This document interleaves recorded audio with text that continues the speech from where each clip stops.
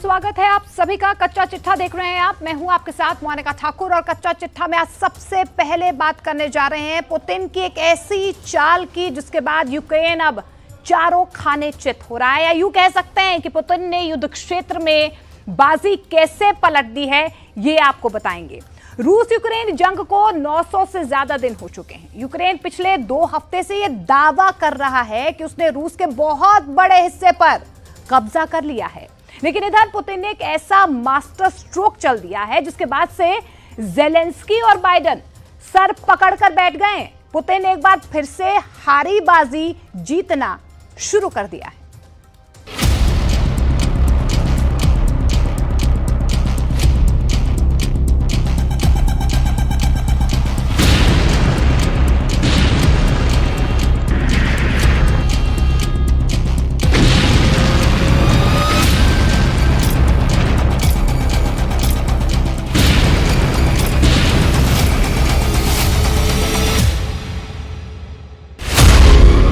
चूम ली कुरान, युद्ध क्षेत्र में पुतिन। रूस के राष्ट्रपति व्लादिमीर पुतिन का जरा ये 14 सेकंड का वीडियो देखिए। राष्ट्रपति पुतिन चेचेनिया में पवित्र इस्लामी पुस्तक कुरान को चूम रहे हैं। पुतिन के इस वीडियो ने रूस के दुश्मनों को जहां बुरी तरह से भ्रमित कर दिया है, तो वहीं अरब और मुस्लिम वर्ल्ड को पुतिन ने संदेश दे दिया है कि मुस्लिम देश रूस के साथ हैं और रूस मुस्लिम देशों के साथ है। युद्ध क्षेत्र में पुतिन अब जंग की वो बाजी खेलने जा रहे हैं जो अमेरिका, यूक्रेन और इजराइल के साथ साथ पश्चिमी देशों पर भारी साबित होगी। हम आपको इस खबर की पूरी डिटेल बताएंगे, लेकिन उससे पहले ये जान लीजिए कि पुतिन का रूस यूक्रेन जंग में किस खतरों से जूझ रहा है।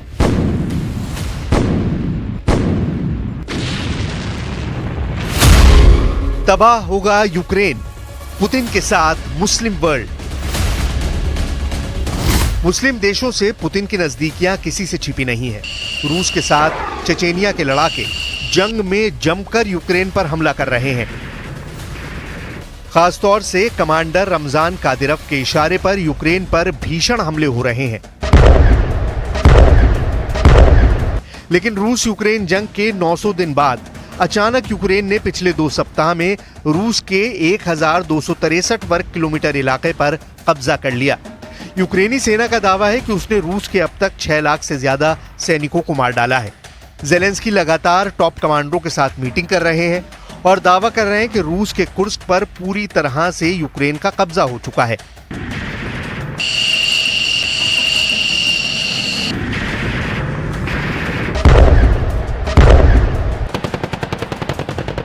दावा तो यहां तक किया गया है कि रूस के हजारों सैनिक सरेंडर कर चुके हैं। ऐसे हालात में पुतिन ने वो मास्टर स्ट्रोक खेला है जो यूरोप से लेकर अरब तक यूक्रेन, अमेरिका और इजराइल पर बहुत भारी पड़ने जा रहा है। जरा इसे समझ लीजिए कैसे। कुरान को चूमना, पुतिन का मास्टर स्ट्रोक। रूस के राष्ट्रपति व्लादिमीर पुतिन 13 साल बाद चेचेनिया गए हैं। चेचेनिया के ग्रोजनी में नवनिर्मित पैगंबर जीसस मस्जिद में रूसी राष्ट्रपति पहुंचे। इस दौरान उन्हें पवित्र कुरान की एक स्वर्ण जड़ित कॉपी भेंट की गई, जिसे राष्ट्रपति पुतिन ने तुरंत चूम लिया। पुतिन के साथ वीडियो में चेचेनिया रिपब्लिक के हेड रमजान कादिरव और चेचेनिया के सुप्रीम मुफ्ती साला मेजियेव भी मौजूद थे। 14 सेकंड के इस वीडियो के कई मायने निकाले जा रहे हैं। वॉर एक्सपर्ट्स का मानना है कि पुतिन मुस्लिम वर्ल्ड के लीडर बनना चाहते हैं। वो चाहते हैं कि मुस्लिम देश अमेरिका और इजराइल के खौफ से दूर हो। गजा युद्ध में मुस्लिम दुनिया अमेरिका और इजराइल की आक्रामकता का खुलकर विरोध करे। वो चाहते हैं कि ईरान और हिजबुल्लाह जैसे संगठन इजराइल के भीषण हमलों से बचें। पुतिन चाहते हैं कि जब ईरान इजराइल पर बड़ा हमला करे तो अरब देश इजराइल के पक्ष में ना खड़े हों। मुस्लिम देश रूस के साथ जंग में पूरी तरह से एकजुट हो। कुरान को चूमना पुतिन का साफ संदेश है कि रूस जंग के मैदान में मुस्लिम देशों के साथ है। Мы все хотим. Мы все в этом смысле в одинаковом положении. Удачи вам, ребята. Одно дело здесь в тире стрелять, а другое дело подвергать свою жизнь и здоровье опасности. Но у вас есть внутренняя потребность защищать Отечество и мужество принять такое решение. पुतिन के सामने इस वक्त दोहरी चुनौती है। एक तरफ यूक्रेन बेहद भयानक हमले रूस पर कर रहा है, तो वहीं दूसरी तरफ कई मुस्लिम चरमपंथी संगठनों के लड़ाके यूक्रेन की जमीन से रूस पर हमला करने में जुटे हैं। यानी ऐसे में पुतिन को दुनिया में दबदबा बढ़ाने के लिए ईरान, लेबनान, सीरिया और अरब देशों से जबरदस्त समर्थन की उम्मीद है। पुतिन की जंगी रणनीति का असर दिखना भी शुरू हो गया है। जरा देखिए, जो सऊदी अरब, इजराइल और अमेरिका का साथ देने का वादा कर रहा था, वो अब कैसे घबरा रहा है। अमेरिकी ऑनलाइन समाचार पत्रिका पॉलिटिको ने खुलासा किया है कि सऊदी अरब के क्राउन प्रिंस मोहम्मद बिन सलमान ने साफ कह दिया है कि वो गजा युद्ध और हिजबुल्लाह युद्ध में अमेरिका और इजराइल का साथ नहीं दे सकते हैं। अगर वो इजराइल और अमेरिका का साथ देंगे तो चरमपंथी उनकी हत्या कर सकते हैं। अमेरिकी ऑनलाइन समाचार पत्रिका पॉलिटिको ने खुलासा किया है कि सऊदी अरब के राजकुमार मोहम्मद बिन सलमान ने कांग्रेस के सदस्यों से कहा है कि वो अमेरिका और इजराइल के साथ एक बड़े समझौते पर आगे बढ़कर अपनी जान जोखिम में डाल रहे हैं, जिसमें सऊदी इजराइल संबंधों को सामान्य बनाना भी शामिल है। प्रिंस सलमान ने साफ कहा कि अगर बातचीत में फिलिस्तीनी राष्ट्र को मान्यता देने की बात शामिल नहीं होगी तो उनकी हत्या हो सकती है। अब आप इसी से अंदाजा लगा सकते हैं कि गजा जंग और रूस यूक्रेन जंग में कैसे मुस्लिम देश तेजी से अमेरिका और इजराइल से दूरी बना रहे हैं। इस घटना से साबित होता है कि पुतिन अब मुस्लिम देशों की सेना और उनके चरमपंथी लड़ाकों को एकजुट करके अमेरिका और नेटो की कमर तोड़ देना चाहते हैं। अभी फिलहाल रूस और यूक्रेन एक दूसरे पर जबरदस्त हमला करने में जुटे हैं। हम आपको रूस और यूक्रेन के हमलों से जुड़ी कुछ तस्वीरें दिखा रहे हैं, जिससे आपको अंदाजा लग जाएगा कि आखिर जंग में कौन बाजी मार रहा है। ये वीडियो यूक्रेन के हवाई हमले का है, जिसमें यूक्रेनी ड्रोन रूसी सेना और हथियारों पर सीधा आत्मघाती हमला कर रहा है। वीडियो में साफ देखा जा सकता है कि जोरदार धमाके और भीषण धमाकों के बाद रूसी सैनिक सरेंडर करते हुए दिख रहे हैं। यूक्रेन के ड्रोन फुटेज में साफ देखा जा सकता है कि रूसी सैनिक हाथ ऊपर करके यूक्रेनी सैनिकों के सामने सरेंडर कर रहे हैं। सरेंडर करने वाले कुछ रूसी सैनिकों को जमीन पर लेटते हुए भी देखा जा सकता है। यूक्रेन के जबरदस्त हमला करने के बाद रूस ने भी यूक्रेन पर जबरदस्त मिसाइल हमला किया है। ये वीडियो यूक्रेन का है, जहां रूस के हमले के बाद भारी तबाही मची है। सुपरमार्केट जलकर राख हो गया।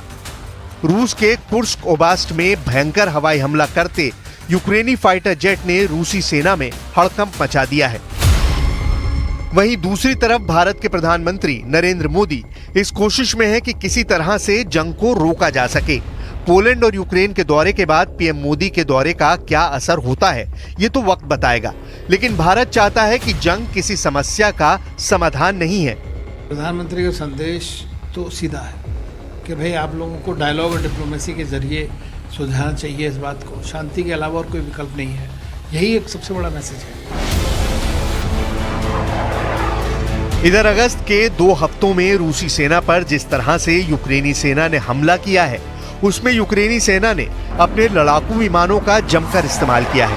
रूस के कुर्स्क ओब्लास्ट में भयंकर हवाई हमला करते हुए इन्हीं यूक्रेनी फाइटर जेट ने रूसी सेना में हड़कंप मचा दिया था। 6 अगस्त के बाद 8 अगस्त को यूक्रेन ने अब तक का सबसे बड़ा हवाई हमला रूस पर किया था।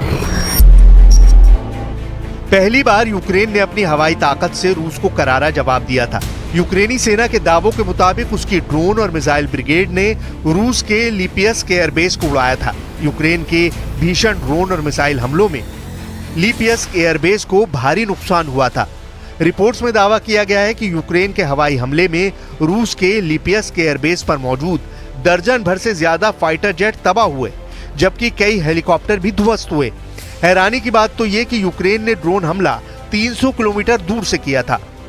दावा तो यहां तक किया गया कि गोदाम में रखे रूस के 700 ग्लाइड बम भी यूक्रेनी हवाई हमले में तबाह हो गए थे।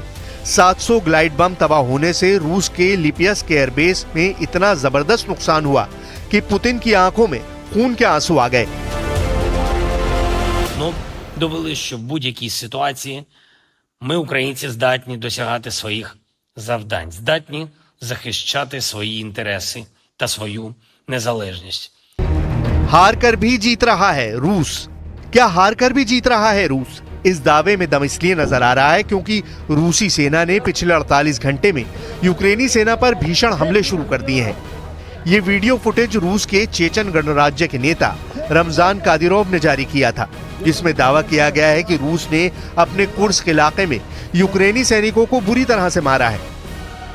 दावा किया गया है कि यूक्रेनी सेना पर चेचन बटालियन अखमत ने रूसी सैनिकों के साथ मिलकर हमला किया है। बॉडी कैमरे से इसी तरह की फुटेज टेलीग्राम चैनलों पर प्रसारित की जा रही थी। इस फुटेज में त्रिकोण चिन्ह, एक सैन्य वाहन और यूक्रेनी वर्दी में कई लाशें दिखाई दे रही हैं। हालांकि रॉयटर्स इस वीडियो की तारीख सत्यापित नहीं कर पाया है। इधर रूसी सेना ने धमाकेदार दावा किया है कि बुधवार की रात से रूस ने यूक्रेन के 117 ड्रोनों को तबाह कर डाला है।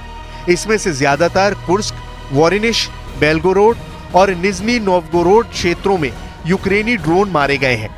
इसके अलावा यूक्रेनी मिसाइलें काफी बड़ी संख्या में तबाह करने का दावा किया गया है। रूस के सुखोई Su-34 बम वर्षकों से यूक्रेनी ठिकानों पर हमले होते हुए देखे गए हैं। कुछ रिपोर्ट्स में यह दावा किया गया है कि यूक्रेन के कुछ ड्रोन ने रूसी हवाई अड्डों पर हमला किया। रूस के नेशनल गार्ड ने कहा कि कुर्स्क परमाणु ऊर्जा संयंत्र में सुरक्षा बढ़ा दी गई है। कुर्स्क परमाणु ऊर्जा संयंत्र से सिर्फ 35 किलोमीटर दूर भीषण जंग चल रही है।